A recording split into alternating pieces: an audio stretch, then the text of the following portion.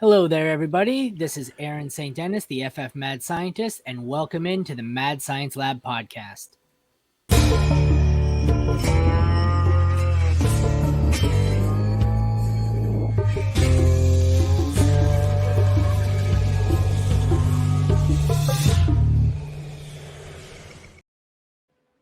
Today, we will be continuing with the My Thoughts on My Team series, and here with me to break down the Kansas City Chiefs is Dennis Michelson.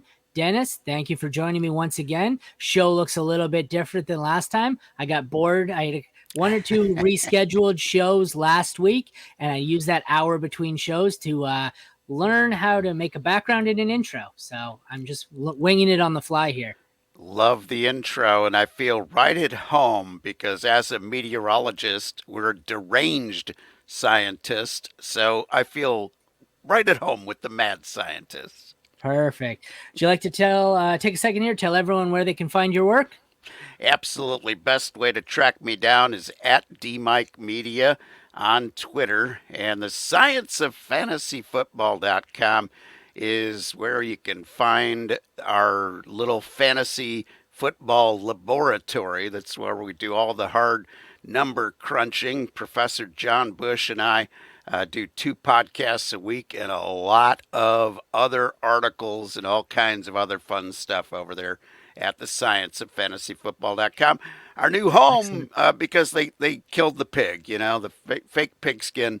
When it went away, we needed a new home, so we just built our own Gotcha. lab. It's the best way to do it sometimes. All right, without further ado, let's get into your team here.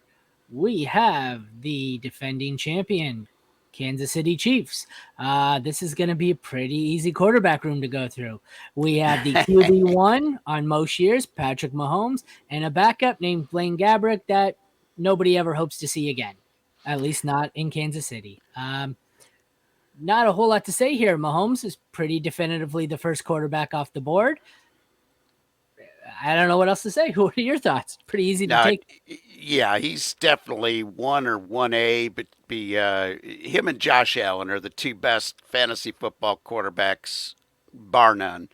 Then it's a slight drop to Jalen Hurts. But Patrick Mahomes' injury is the only concern with Patrick. Yeah, He's had some injury issues, but he played through some injury issues.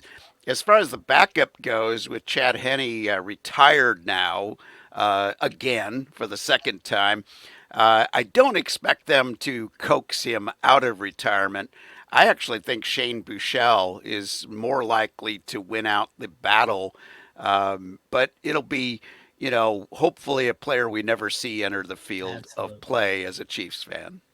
Absolutely. On to a more interesting room, the running back room. We have rookie sensation Isaiah Pacheco, who managed to survive the draft, although they did re sign veteran Jerick McKinnon, and Clyde Edwards Hilaire is still on this roster for one more year. Um, do you think this is just Pacheco's job here, or are they going to run kind of a committee? Is Clyde Edwards Hilaire still a thing? What are your thoughts on these three? Well, CEH had a really good start to the season last year. He had four really solid fantasy football games in a row. Was a great bargain in drafts late in the draft last year. Of course, then he went by the wayside and got hurt, and then just kind of faded out to Pacheco. Pacheco got hurt down the stretch, Yeah, which made McKinnon a big deal at the end of the fantasy football playoff season. But it's going to be a mess. It's going to be a case where, for fantasy football purposes, nobody's going to take charge. You're going to yeah, be seeing this multiple-headed monster for the Kansas City Chiefs attack because they have a great deal of confidence that they're going to make the playoffs and be a pretty high seed, if not the number one seed. So yeah. why will they risk running any of these quarterback or running backs into the ground? And I'm going to throw out another name for you. Picked up as a UDFA. Deneric Prince has a very interesting He was a lot profile. faster at the combine than I expected him to be. Yes. So he's another one of these guys who might factor in somewhere if he can make the team and grab a roster spot. maybe he factors in. And I wouldn't be shocked to see the Chiefs add a 1 year wonder contract thing here late before the season starts, before camp starts. Yep. Wouldn't be shocked. I mean, how about a Leonard Fournette in a Chiefs uniform? That'll really mess up our fantasy football hopes for the Kansas City Chiefs backfield. Yeah, I think it's going to be messy regardless. But while we're on the topic of messy, this wide receiver room, they've got MVS, rookie Rashi Rice, who seems to have moved up draft boards when landing in Kansas City. That tends to happen. Kadarius Toney, who is uber talented but can never stay healthy. Sky Moore, who I was sky high on last year. No pun intended there. That was accidental. He just never seemed to really hit. There's a whole this depth chart. It's all players that could be something but aren't anything. They could be great. They could be terrible. We have Richie James coming over from New York. Justin Watson was good when he had some chances. Smith Marset, I thought, was all right in Minnesota. And Justin Ross didn't play last year. I had him on a bunch of taxi squads. The talent is just insane, but the injury history, who knows if he'll ever play. So I included him just as a sentimental pick there because I really liked his talent. But uh, the scary notion here is that Marquez Valdez Scantling may be the safest one in this wide receiver room, and that's terrifying. Well, from a fantasy football standpoint, the Kansas City Chiefs running back or wide receiver room is really a kind of a Avoid. mess. It's a mess. We don't know what we don't know about this. My feeling is the guy that is most likely to emerge as a possible WR2, because on the Chiefs, Travis Kelsey Yeah, is your number one wide receiver. I know he doesn't play wide receiver, but he is your number one option for passing. Rice is that big profile type wide receiver that the Chiefs love to have on the roster because they like to have their wide receivers do a lot of blocking downfield in plays and also sort of setting that, slightly legal pick play that they yeah, love to run. Sky Moore, I think, might end up being quite a gadget player in this league, where for fantasy purposes he'll drive you crazy, but I'd kind of like to have him on some best ball rosters at the right price. And Marquez Valdez Scantling is one of those guys that he's better in real football than he is as a consistent fantasy football guy. Kadarius Toney is the wild card here. It is going to be really interesting to see where his ADP pans out because I do a statistical tool that I call weekly value. It combines big game ability with consistency. And people will say, well, Tony's not a very consistent player. He is when he plays full games.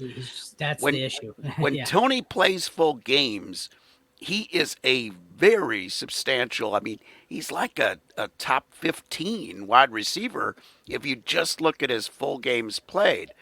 Now, that is a very small sample size over his first few years in the league, but he looks like he's got over his attitude problem that I think he had in New York. And I think he's in an offense that would really be able to utilize his talents.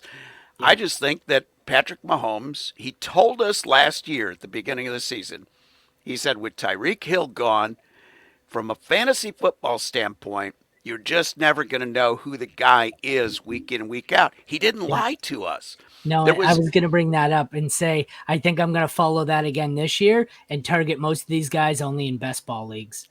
Yeah, that's exactly my strategy, and that was my strategy last year. Sky Moore is a guy who athletically is just a great, exciting player.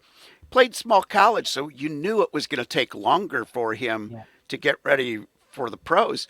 I mean, we saw in the Super Bowl he can break ankles with a quick move that was unexpected and get wide open. He's going to be a gadget type player for the Chiefs. I think they will script a few plays to him. But is that enough for fantasy football consistency?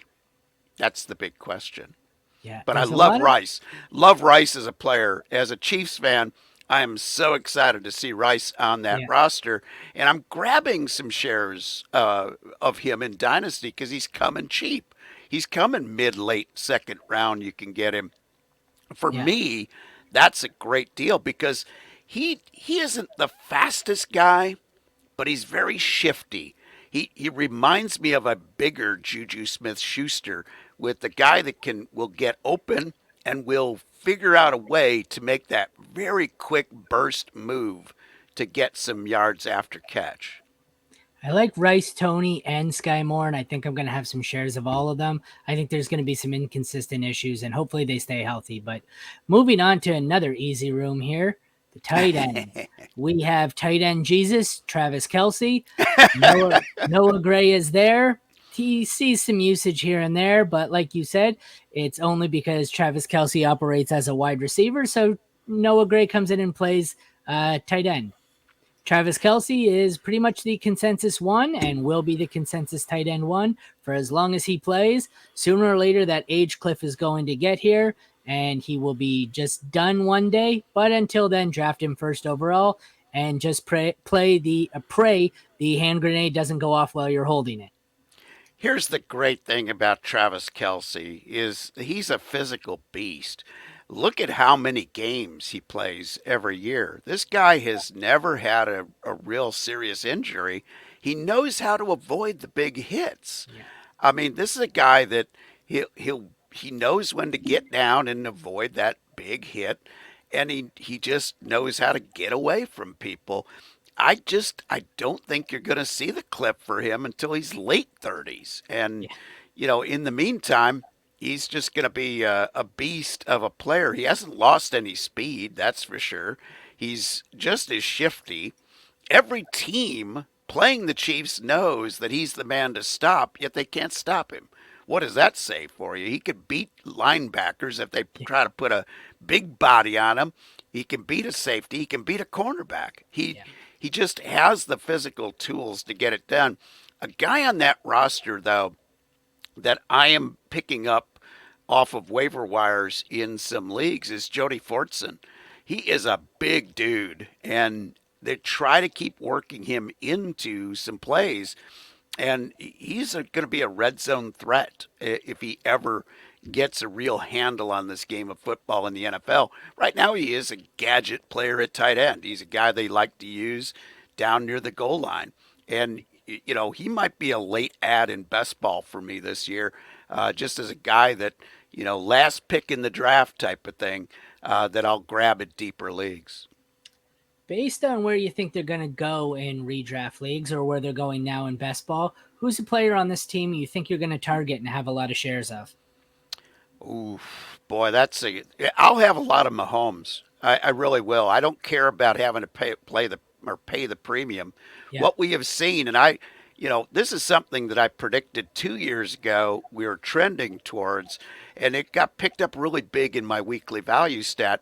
The need of having an elite quarterback, even in one quarterback leagues now, is getting to be more important. If you look at, if you do a lot of redraft and best ball teams like I do, and you look at your winning teams, Yeah. you had either Josh Allen or Patrick Mahomes or maybe Jalen Hurts. I had a lot of Hurts last year Those, because he was the value, but I won't be shy early in the second round to those make three that are Patrick Holmes. Yeah, I'll those three are take him. going. Those three are going in the second round now. I think the days of late round quarterback have come to an end here.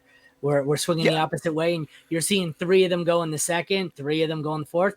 I had Dario Offstein on yesterday, and he was saying that the QB7 has been going where the QB 2 or 3 typically goes in ADP. So, Yeah, I think um, people are picking up on that trend. So that's it. When people are picking up on that trend, you no longer get a value. So yeah, give me the best guy and I'll overpay yeah, for him.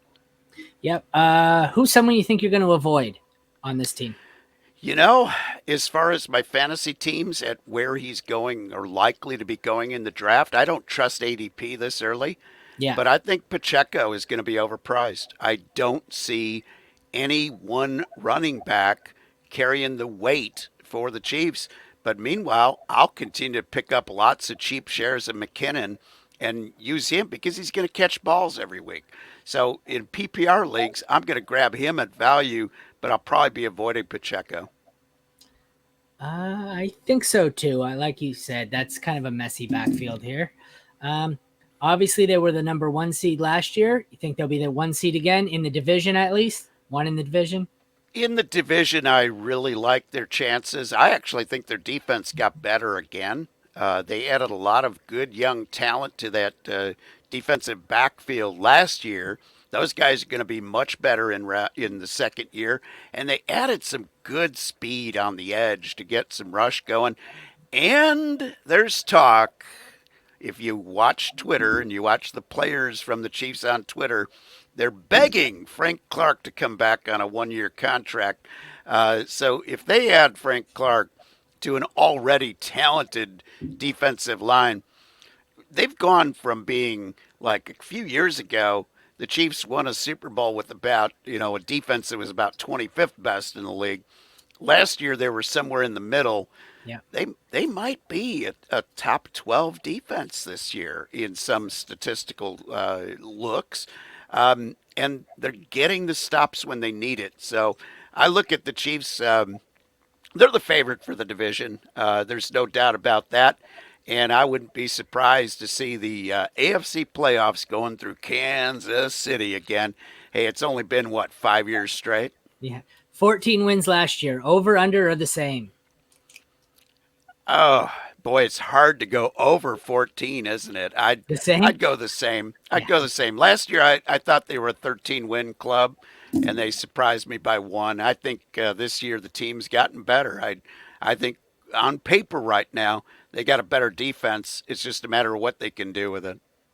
All right, Dennis. Thank you very much for joining me. You want to take another chance here to tell everyone where they can find you?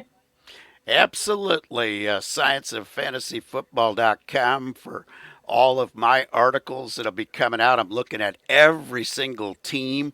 Already released my quarterback rankings, which will shock people this year because the first year I've had rookie quarterbacks that have actually made my top 20. So check that out. That article's up now. Find me on Twitter at DMikeMedia, and you can find me out there calling Ultimate Frisbee football games over at AUDL.TV. Opening week for the Chicago Union coming up this Saturday. And of course, if you are into agriculture, head over to WITYradio.com. I'm the farm director and morning show host over there at the big radio station here in Danville, Illinois. Well, thank you for joining me, Dennis. This has been my thoughts on the Kansas City Chiefs with Dennis Michelson.